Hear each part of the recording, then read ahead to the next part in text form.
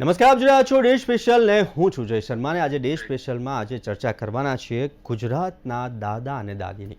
કેમ કે વડીલો અને વૃદ્ધોની વાત એની માટે કરવી છે કારણ કે ખૂબ જ કહેવાય ને કે આપણે ભારત દેશ સંસ્કૃતિની વાત કરીએ છીએ, સામાન્યતાની વાત કરીએ છીએ, ત્યારે ગુજરાતની અંદરથી એક સર્વે બહાર આવ્યો છે. ગુજરાતનો સર્વે છે જેમાં કહેવામાં આવ્યું છે કે ગુજરાતના જે દાદા દાદી છે, વડીલો છે, તે વૃદ્ધો છે, તે સૌથી વધુ ખુશ છે. અને ખાસ કરીને જે વૃદ્ધો છે, જે પરિવારજનો સાથે રહ્યા છે, તેમાંથી 61.6% વૃદ્ધો જીવનમાં સંતોષ ધરાવી રહ્યા છે. આપણે ઘણી બધી વાર જોઈએ છે કે આપણા કુટુંબની અંદર દાદા દાદી સાથે કેવા પ્રકારનો વ્યવહાર થાય છે. ઘણીવાર આપણે જોયું છે કે અનાથ આશ્રમમાં લોકો મૂક્યા હોય છે. ઘણીવાર આપણે જોયું છે કે મા બાપને એકલા મૂકીને તેમના જ પુત્ર, તેમની દીકરી અલગ ઘરમાં રહે છે. ભલે એક જ કોલોનીમાં રહેતા હોય કે આજુબાજુની સોસાયટીમાં રહેતા હોય, પરંતુ ક્યાંક એવું દેખાય છે કે વૃદ્ધોની અંદર એક સમય બાદ ખાલીપો જોવા મળતો હોય છે. કારણ કે વૃદ્ધોને એક આશા હોય છે કે મારો દીકરો મોટો થઈ ગયો, એનો દીકરો આવશે, તેનું પાલન પોષણ કરીશ, એમાં મારો સમય વીતશે. પરંતુ અત્યારે કેટલીક જગ્યાએ આપણે જોયું છે કે આવા દ્રશ્યો આપણી સામે આવતા હોય છે, આવા કેસો સામે આવતા હોય છે. પરંતુ ગુજરાત માટે ખૂબ જ સારા સમાચાર છે કારણ કે ગુજરાતના જે દાદા દાદી છે, વૃદ્ધો છે, જે વડીલો છે, તે સૌથી ખુશખુશાલ જોવા મળ્યા છે. તે જ વિશે આપણે ડે સ્પેશિયલમાં ચર્ચા કરવાના છીએ અને આ ચર્ચા કરવા માટે આપણી સાથે જોડાઈ ગયા છે ગેસ્ટ પેનલમાં ડૉક્ટર કલા શાહ, કે જેઓ મોટિવેશનલ સ્પીકર છે. ડૉક્ટર કલા મેમ, આપનું સ્વાગત છે ડે સ્પેશિયલ કાર્યક્રમમાં. Thank you.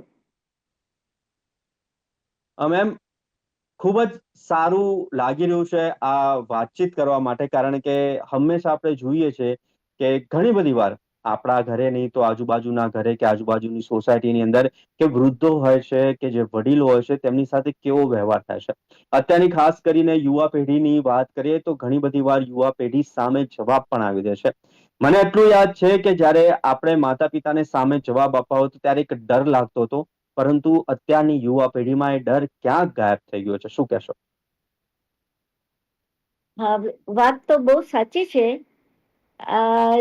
દરેક વસ્તુમાં ચેન્જ જોવા મળે છે, બરાબર?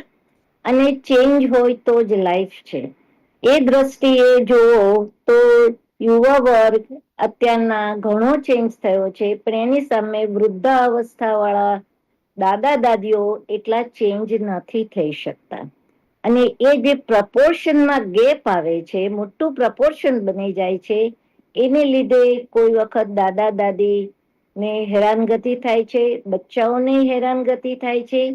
પણ જોઈન્ટ ફેમિલીમાં દાદા દાદી સારી રીતે સચવાઈ રહે એ માટે આપણે એની અવેરનેસ, જાણકારી ખરેખર મેળવવી જોઈએ કે ક્યાં દાદા દાદી એ ચેન્જ થવાની જરૂર છે અને ક્યાં યંગસ્ટરે ચેન્જ થવાની જરૂર છે. તમે કહ્યું એમ ગુજરાતમાં વડીલો વધારે સુખી દેખાય છે as compare to other state. પણ મારી પાસે એટલો એક્સપિરિયન્સ નથી કે બીજા સ્ટેટમાં કેવું છે. પણ હું એટલું કહી શકું અત્યારના કે ગુજરાતી પ્રજા હંમેશા દિલ વાળી રહી છે અને બીજાનું સોચનારી રહી છે, વિચારવા કરવા વાળી રહી છે. એમને ત્યાં ગેસ્ટ આવે તો હંમેશા ગુજરાતમાં સારી રીતે એનું વેલકમ થતું હોય છે as compare to other state. એવી જ રીતે ગુજરાતની પ્રજામાં જે ભાવના છે, બચ્ચાઓમાં પણ જે ભાવના છે, અને દાદા દાદીઓમાં જે લેટ ગો કરવાની તાકાત છે, એ બે કદાચ તમારી વાત ખરી હશે કે કારણ કે તમારી પાસે સ્ટેટિસ્ટિક્સ છે કે ગુજરાતના દાદા દાદી વધારે ખુશ રહે છે as compare to the other state. હવે તમને એક વાત કહું કે યુએસએમાં, કારણ કે હું યુએસએ બહુ વખત જાઉં છું, અને પહેલા હું નાની હતી ને જતી હતી ત્યારે અને અત્યારના, નાની હતી ને જતી હતી ત્યારે મધર્સ ડે અને ફાધર્સ ડે એ જ મા બાપ માટેના દિવસો હતા કે એ દિવસે મા બાપ આતુરતાથી રાહ જોવે અને એમનો યંગ દીકરો દીકરી જયારે એને ગિફ્ટ મોકલે, કાર્ડ મોકલે, ત્યારે એ ખુશખુશાલ થઈ જતા હતા.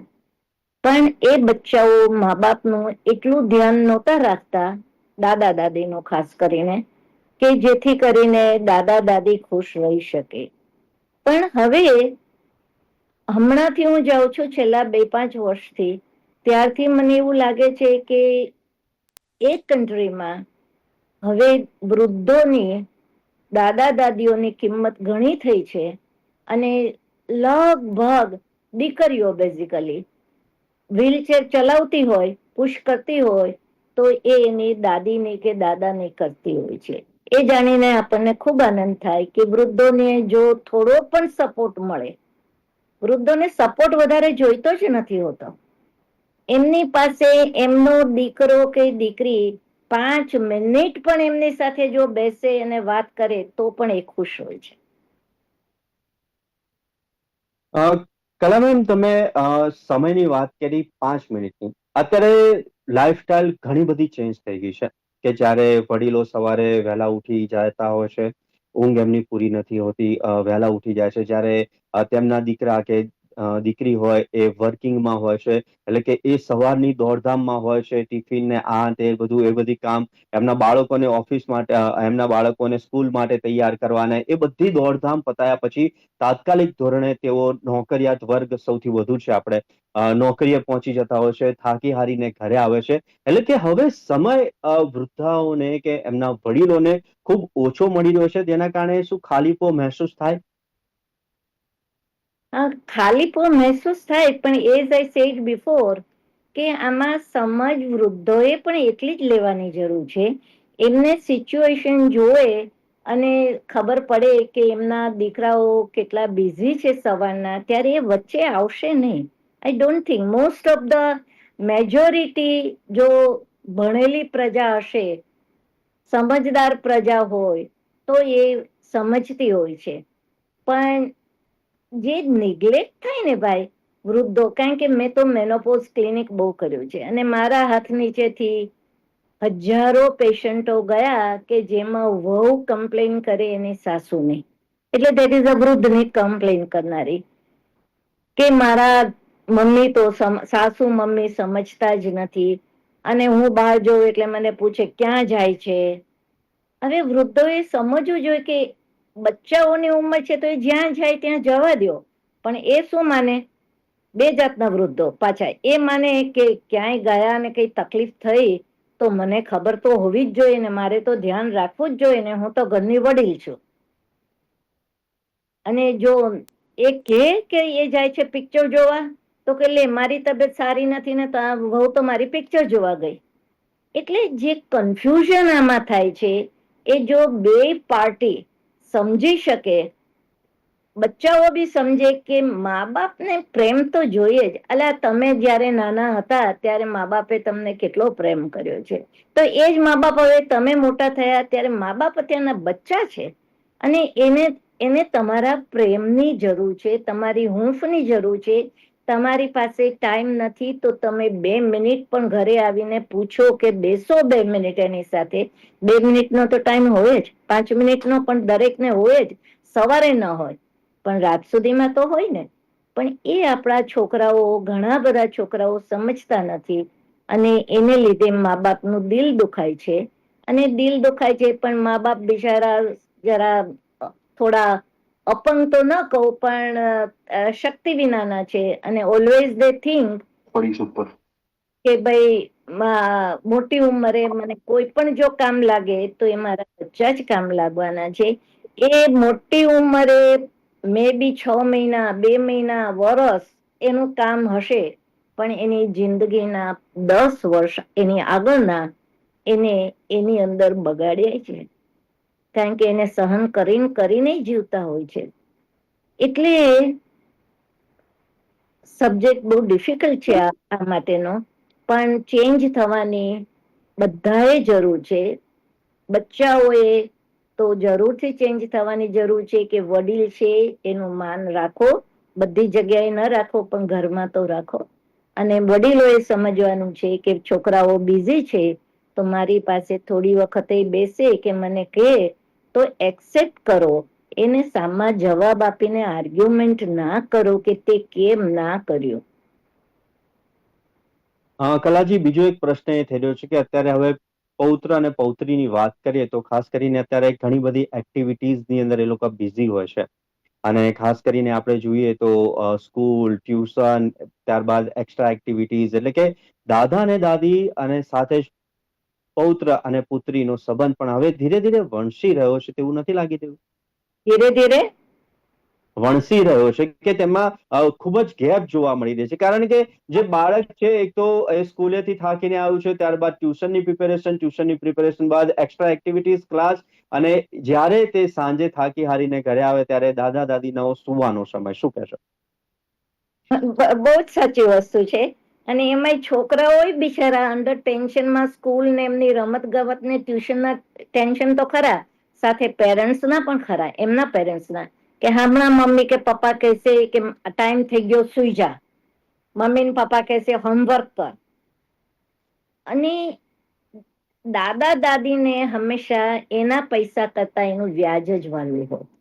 એટલે જો છોકરાઓને થોડી કઈ તે જેવી રીતના ટ્યુશનનો ટાઈમ ફિક્સ છે, એમ દાદા દાદી સાથે રમવાનો 10 મિનિટનો ટાઈમ પણ જો ફિક્સ કરી શકાતું હોય તો ઘણું સારું રહે. કારણ કે દાદા દાદીનું જે કઈ ઈચ્છા છે છેલ્લી, એ બચ્ચાઓને મોટા કરવાની, ગ્રાન્ડ ચાઇલ્ડને મોટા કરવાની, અને એની સાથે હસતા રમતા રહેવાની.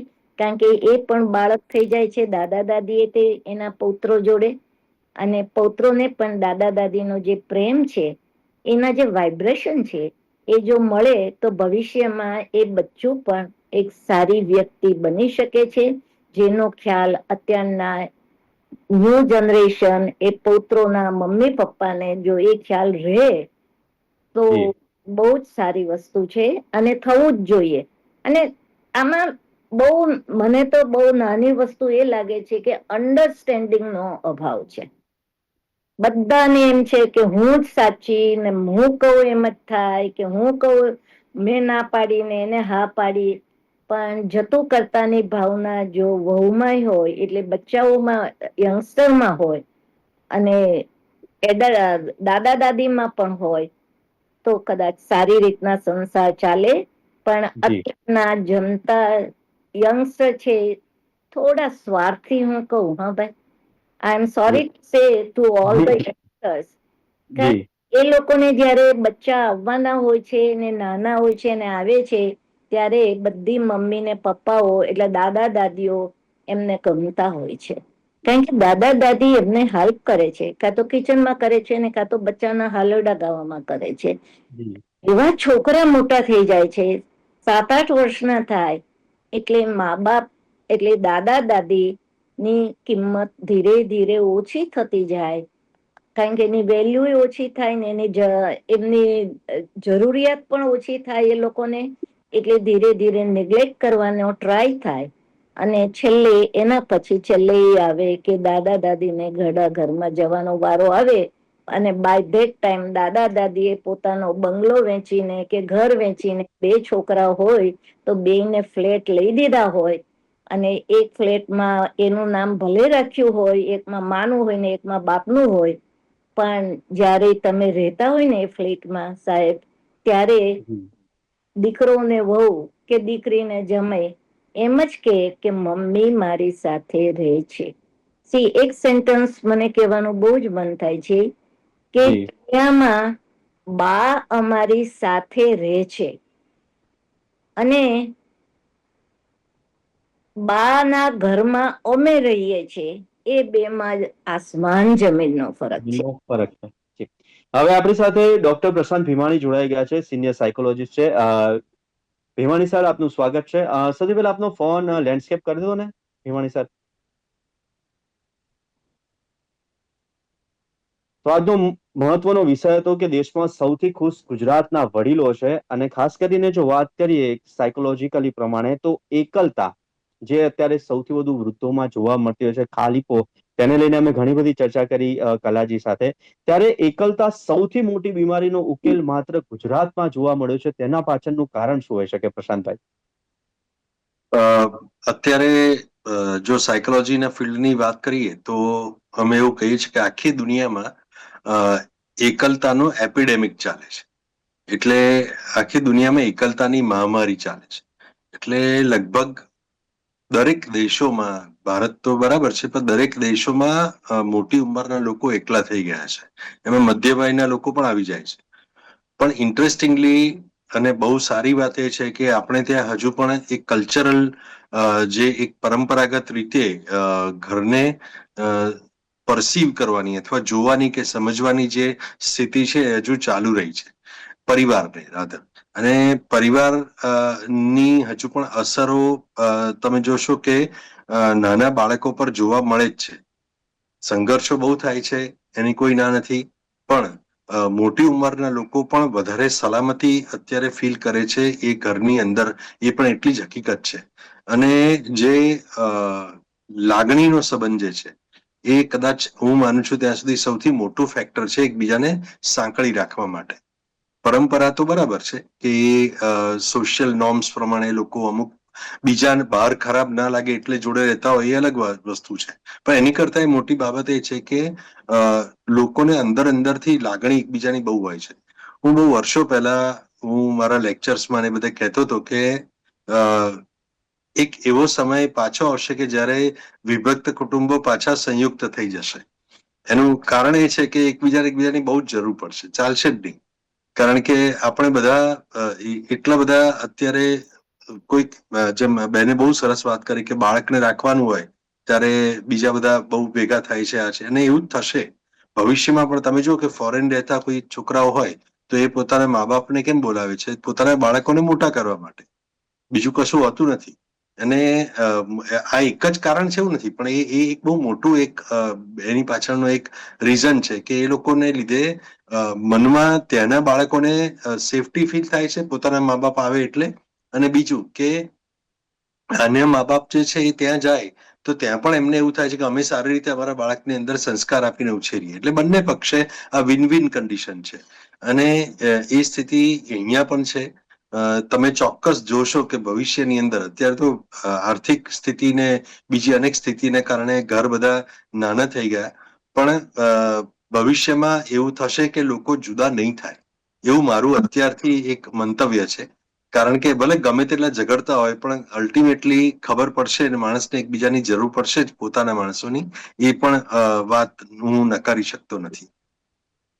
પ્રશાંત સર, આપણે ફેમિલીને લઈને ઘણી બધી ચર્ચા કરી છે, ઘણા બધા આપણે પ્રોગ્રામ્સ કર્યા છે, ત્યારે બીજો એક સવાલ એ થઈ રહ્યો છે કે આપણે સંયુક્ત પરિવારની આપણે હંમેશા વાત કરતા હોય છે, અને આપણે પણ કહ્યું છે કે આપના અવારનવાર આપણે જ્યારે પરિવારની કોઈ વાત કરતા ત્યારે આપ પણ કહ્યો છો કે સંયુક્ત પરિવાર. ત્યારે ખાસ કરીને અત્યારની જે યંગ જનરેશન છે કે તેમને અત્યારે સામે બોલવું એટલે એક સામાન્ય કે કોઈ પણ સવાલ કે કંઈ પણ કહેવામાં આવે તો તરત એ સીધો જવાબ આપશે. તે ઘટનાઓ પણ હવે વધુ જોવા મળી રહી છે, પરંતુ એ એક અમુક વર્ગમાં જ છે. પરંતુ આવનારો સમય, યુવા પેઢી, જે યંગ જનરેશન છે, જે નાના બાળકો છે, અને સાથે જ વડીલો સાથેનો સંબંધ કેવો રહેશે? હું માનું છું ત્યાં સુધી હવેના વડીલો જે છે વધારે પ્રેક્ટિકલ થતા ગયા છે.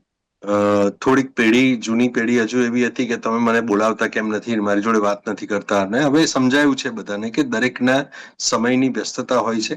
એનો અર્થ એવો નથી કે એને લાગણી હોતી નથી, પણ ધીરે ધીરે હવે વડીલો જે અત્યારે જે મિડલ એજના છે એ વડીલ જે થઈ રહ્યા છે વધારે સિનિયર સિટીઝન, એ લોકોને એવી સમજ પડતી જાય છે કે અમારે યંગ પેઢી સાથે જોડાયેલા રહેવા માટે એમની ભાષામાં વાત કરવી પડશે. અમારે પણ ક્યાંક ને ક્યાંક સોશિયલ મીડિયા પર એક્ટિવ રહેવું પડશે. અમારે પણ એ લોકો જોડે અમુક વોટ્સએપના રીલ્સ ને વોટ્સએપના મેસેજીસ મોકલવા પડશે. અને તમે જુઓ કે અત્યારના જે વડીલો છે એ વધારે વોટ્સએપ વાપરતા થઈ ગયા છે. તમને કદાચ નવાઈ લાગશે, બહુ જ બધા લોકો વોટ્સએપ વાપરે છે અને નવું નવું શીખે પણ છે. કારણ કે એમને એમનાથી એક એમની એકલતા પણ દૂર થાય છે, એની સાથે નવી પેઢી સાથે એ સંકળાય પણ છે. તો હું એવું માનું છું કે અત્યારે જે યંગસ્ટર્સ છે એ લોકો પોતે પણ બહુ ઓનેસ્ટ અને સ્પષ્ટ થઈ રહ્યા છે, બહુ ક્લિયર થઈ રહ્યા છે. અને એ લોકો માટે જે સાચું છે એ સાચું જ છે, અને ખોટું છે એ ખોટું જ છે. એ લોકો સાચાને સાચું કહેતા એ શરમાતા નથી. અને એટલા માટે કદાચ એ લોકો ક્યારેક સ્વચ્છંદી લાગે છે, પણ ઓફકોર્સ એ લોકોએ પણ એ સમજવું જોઈએ કે સ્વચ્છંદી હોવું અને સ્વતંત્ર હોવું એ બેમાં ફરક છે. સ્વતંત્રતા એ બહુ અલગ બાબત છે, પણ સ્વચ્છંદતા ન જ હોવી જોઈએ. એટલે વિથ રિસ્પેક્ટ તમે તમારો ડિફરન્સ ઓફ ઓપિનિયન રજૂ કરો, એમાં કોઈને વાંધો ના હોય, પણ એવું કરતા શીખવાડવું એ માતા પિતાની ફરજ છે. કે ભાઈ તારો ઓપિનિયન જુદો છે, બાળકને એવું કહેવાય કે તો એને અભિવ્યક્ત કરી શકે છે, પણ આ રીતે અભિવ્યક્ત કર તો વધારે સારું. એને અભિવ્યક્ત કરવા માટેની ગમે તે કક્ષાએ જઈને તમારો ઓપિનિયન અભિવ્યક્ત કરો એ યોગ્ય નથી. તમારો તમે જો વિરોધી છો, તો માની લો કે તમે જૂની પેઢીની બાબત તમને કોઈ નથી ગમતી, તો નથી ગમતી એ બાબતને કહેવાની પણ એક રીત છે, અને એ રીત એ મોટા પાસેથી જ શીખે છે, પણ પછી થોડા મોટા થયા પછી તો પોતે જાળવી રાખવી જોઈએ. આજુબાજુ વાળાને સમાજમાં આ ચાલે છે એટલે મારે એવું કરવું જોઈએ એમ માનીને હું ઇન રહું, એ વસ્તુ યોગ્ય નથી. કારણ કે તમારા ઘરનું વાતાવરણ અને સંસ્કાર કયા છે તમારે પોતે નક્કી કરવું પડે છે, અને એ રીતે રહેવું જોઈએ. અને એ જ રીતે માતા પિતાએ પણ બાળકને જી. એની સાથેનું કોમ્યુનિકેશન અથવા તો યંગસ્ટર્સ સાથેનું કોમ્યુનિકેશન એમને સમજાય તેવી ભાષામાં કરતા શીખવું પડશે. એટલે કે કોમ્યુનિકેશન ગેપ, જનરેશન ગેપ, એટલે બંને પક્ષે સમજવું પડશે, વિચારવું પડશે. અને અત્યારનું જે વાતાવરણ છે તેની અંદર સમાજ એક છે, કુટુંબ એક છે, તે ભાવના છે, સંસ્કાર છે, સિંચન છે, તે પણ ખૂબ જ અગત્યનું પરિબળ છે. તો પ્રશાંતભાઈ અને ડોક્ટર કલા શાહ અમારી સાથે જોડાયા ડે સ્પેશિયલ કાર્યક્રમમાં, કે દેશમાં સૌથી ખુશ છે આપણું ગુજરાત, તે વિશે ખૂબ જ સારી એવી ચર્ચાથી, તે બદલ ખૂબ ખૂબ આભાર. Thank you. તો આથી ડે સ્પેશિયલમાં આજની ચર્ચા ખુશખુશાલ ગુજરાત, દાદા દાદીઓને છે પ્રાઉડ, કારણ કે અત્યારની યંગ જનરેશન રાખી રહી છે તેમનું ધ્યાન. તો હાલ ડે સ્પેશિયલમાં આટલું જ. આવતીકાલે નવા વિષય સાથે ફરી મળીશું. ત્યાં સુધી મને આપશો રજા. નમસ્કાર.